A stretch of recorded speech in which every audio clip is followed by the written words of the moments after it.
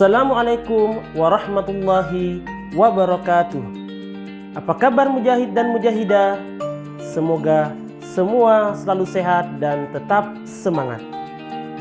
Insya Allah hari ini Ustadz akan menjelaskan materi tema 6 subtema kedua, membangun masyarakat sejahtera. Adapun tujuan pembelajarannya yaitu yang pertama, peserta didik mampu memahami informasi penting yang terdapat pada teks non-fiksi berdasarkan rumusan dan gagasan utama pada setiap paragraf secara benar. Yang kedua, peserta didik mampu memahami penyesuaian pada masa pubertas. Yang ketiga, peserta didik mampu menjelaskan hak warga negara dalam Undang-Undang Dasar Negara Republik Indonesia tahun 1945. Yang keempat, peserta didik mampu menjelaskan cara mengisi dan mempertahankan kemerdekaan. Yang kelima, peserta didik mampu memahami tari kreasi baru yaitu tari ongkek manis. Sebelum kita belajar, mari kita berdoa agar ilmu yang kita pelajari hari ini Allah berikan keberkahan. Berdoa dimulai.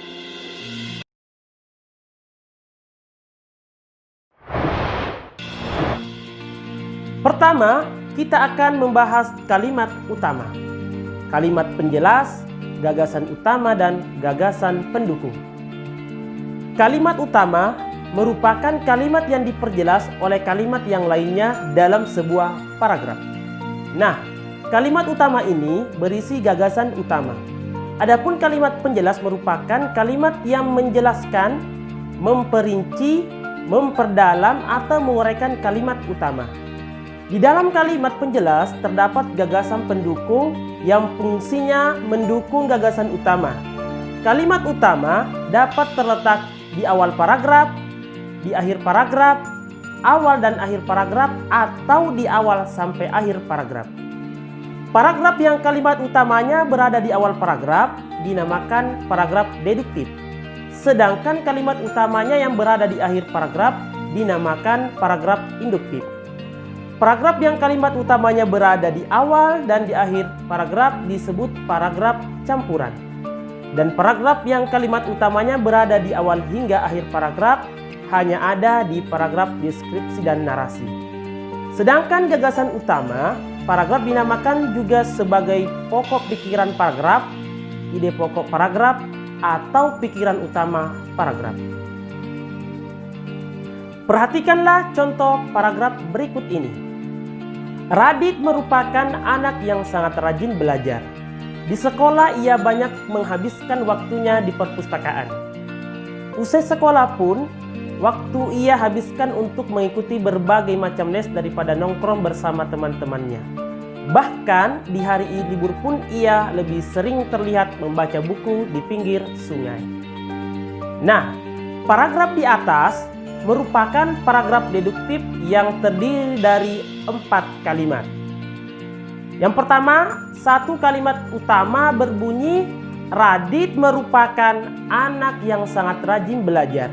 Sedangkan kalimat kedua, ketiga, dan keempat merupakan kalimat penjelas. Yang kedua, gagasan utamanya berada di kalimat utamanya, yaitu Radit anak yang rajin belajar, sedangkan gagasan pendukung berada di kalimat penjelas, yaitu Radit sering ke perpustakaan. Radit mengikuti les seusai sekolah, dan Radit suka membaca buku di hari libur. Berikutnya kita akan membahas penyesuaian diri pada masa pubertas. Setiap manusia akan mengalami perkembangan. Sejak masa bayi, periode kanak-kanak, masa pubertas atau masa remaja yang kemudian berkembang menjadi manusia dewasa. Remaja yang mengalami proses transisi atau pubertas memiliki ciri-ciri dalam pertumbuhan fisik, psikis, dan sosialnya. Pada umumnya, remaja mengalami berbagai kesulitan dan masalah dalam melakukan penyesuaian diri terhadap dirinya dan lingkungannya. Pada masa pubertas, adapun yang dapat dilakukan oleh remaja agar dapat menyesuaikan diri pada masa pubertas diantaranya sebagai berikut. Yang pertama, penyesuaian diri terhadap perubahan fisik. Remaja yang mampu menyesuaikan diri terhadap perubahan fisik dengan baik ditandai dengan adanya penerimaan yang positif terhadap dirinya dan dapat melakukan kegiatan yang bermanfaat untuk dirinya. Yang kedua, penyesuaian diri terhadap perubahan psikologis tentang perilaku. Orang tua dan guru dapat dijadikan sahabat oleh remaja untuk berbagi dan terbuka menyampaikan perasaannya. Jadi, penyesuaian diri remaja terhadap perubahan psikologis dapat terlaksana dengan sangat baik, memerlukan hubungan yang harmonis dengan orang lain. Berikutnya kita akan membahas tentang hak warga negara Republik Indonesia tahun 1945. Anda sekalian, ada yang masih ingat apa itu hak? Ayo coba. Oke, betul sekali. Hak adalah segala sesuatu yang harus kita terima. Ternyata, sebagai warga negara, kita mempunyai hak dan diatur dalam pasal-pasal Undang-Undang Dasar Negara Republik Indonesia tahun 1945 di antaranya.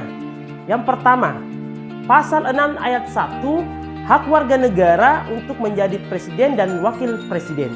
Jadi, Ananda Mujahid dan Mujahidah punya hak yang sama untuk menjadi seorang presiden dan wakil presiden.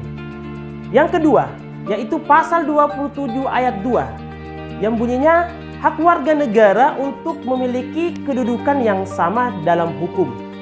Yang ketiga, pasal 28A, hak warga negara untuk hidup. Yang keempat, pasal 28H ayat 1, hak warga negara untuk hidup sehat.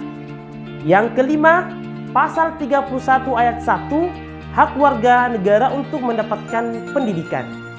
Yang keenam, yaitu pasal 34 ayat 3, hak warga negara untuk mendapatkan fasilitas publik yang layak. Proklamasi Kemerdekaan Indonesia tanggal 17 Agustus tahun 1945 merupakan sumber hukum bagi pembentukan negara Republik Indonesia. Negara Kesatuan Republik Indonesia diproklamirkan bukan merupakan tujuan semata, melainkan hanyalah alat untuk mencapai cita-cita bangsa dan tujuan nasional. Berikut adalah cara mengisi kemerdekaan. Yang pertama, belajar dengan sungguh-sungguh. Yang kedua, mengikuti upacara dengan hikmat. Yang ketiga, menciptakan kondisi masyarakat yang aman dan saling toleransi satu dengan yang lain. Yang keempat, meningkatkan penguasaan ilmu pengetahuan dan teknologi untuk membangun bangsa. Adapun cara mempertahankan kemerdekaan, yang pertama, siap sedia membela tanah air. Yang kedua, menjaga keutuhan bangsa dan negara. Yang ketiga, menolak campur tangan atau intervensi asing. Yang keempat, melestarikan budaya bangsa. Perhatikan gambar berikut. Nah, ada yang masih ingat nama tarian ini? Yes, benar sekali ya. Ini adalah tari ongkek manis. Tari ongkek manis ini merupakan salah satu tari kreasi baru yang berasal dari Jawa Timur. Tari kreasi adalah tari klasik yang dikembangkan sesuai dengan perkembangan zaman. Adapun properti yang digunakan dalam tari ongkek manis ini antara lain yang pertama ada kipas, sampur, kostum yang berupa jarik, baju, celana, hiasan kepala, dan hiasan untuk leher dan sabuk. Karena tarik ongkek manis merupakan tari kreasi baru, maka musiknya atau iringannya adalah lagu Ageong atau Opat Wilet. Setiap warga negara memiliki hak dan kewajiban yang sama. Hak dan kewajiban seharusnya dilakukan secara seimbang. Dalam melaksanakan hak, tidak lupa juga melaksanakan kewajiban sebagai warga negara yang baik. Rasulullah SAW bersabda yang artinya dari Abdullah bin Mas'ud radhiyallahu an berkata, Rasulullah SAW bersabda, akan terjadi sepeninggalku sifat monopoli, mementingkan diri sendiri, dan beberapa kemungkaran. Sahabat bertanya, "Ya Rasulullah, bagaimana pesan Tuhan kepada kami menghadapi hal itu?" Nabi SAW bersabda, "Tunaikanlah kewajibanmu dan mintalah kepada Allah untuk mendapatkan hakmu." Hadis riwayat Bukhari dan Muslim. Ananda mujahid dan mujahidah, demikian pembelajaran kita pada kesempatan hari ini. Semoga bermanfaat. Insya Allah kita akan ketemu di video berikutnya. Assalamualaikum warahmatullahi wabarakatuh.